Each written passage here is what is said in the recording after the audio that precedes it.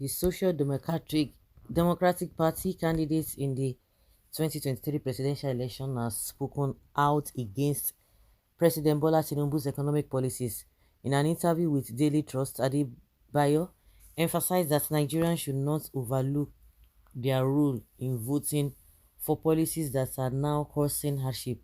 He asserted that voters either lacked attention or failed to grasp the implications of Tinubu's policies, which he and his party warned against during the campaign. Why is this guy talking like this? You will be say they praise Tinubu. You're always going back and forth. When you now see that oh, nothing is coming, or maybe what you said is not really coming to reality, you begin to shift ground. You that you have been supporting Tinubu all this while, today you support him, tomorrow you see another thing. You are not coming to tell us that you want people. You, how many times have we seen you? The same you. This Adebayo is not a serious person.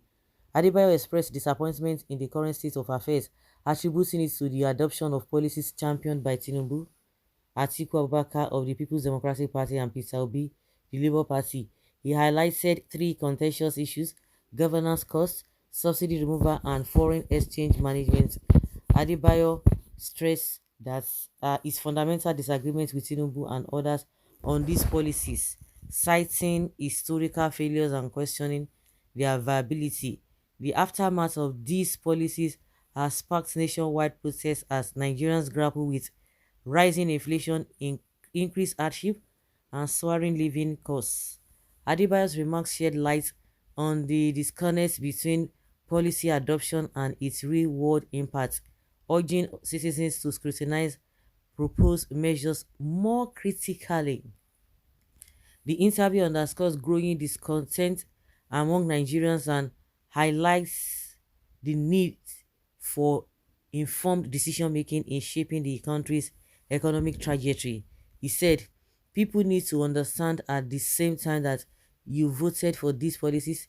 It is like the people of Israel asking Moses to lead them out of Egypt. And on getting to the wilderness, they realized it was not an easy place to be, and they started complaining.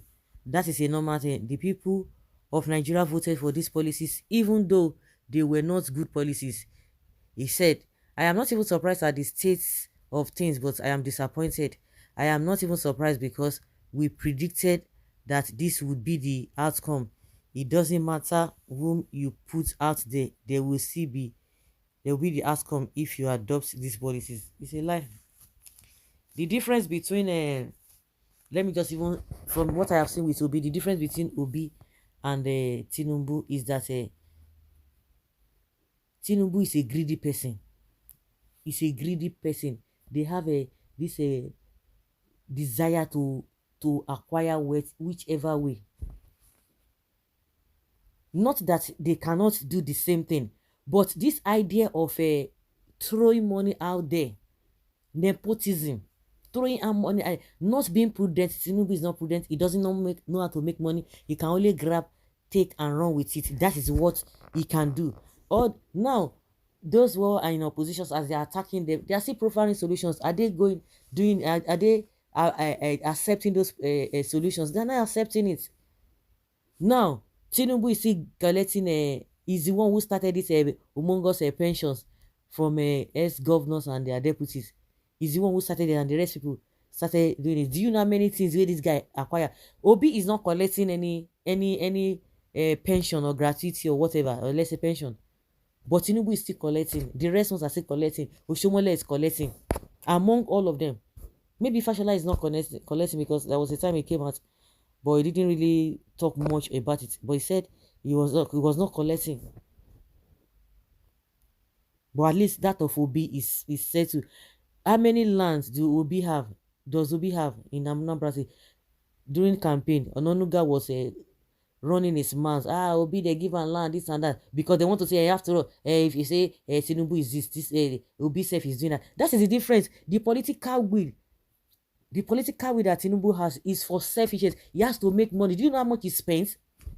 How many people contributed money for Tinubu during the election? He spent hell. But Obi, did he spend money? The money he spent were the money given to him by supporters. And this issue of first subsidy that they say everybody said the same thing is a lie. Even in Tinubu's camp, and I believe that Tinubu, they can turn things around in this country, but they will not.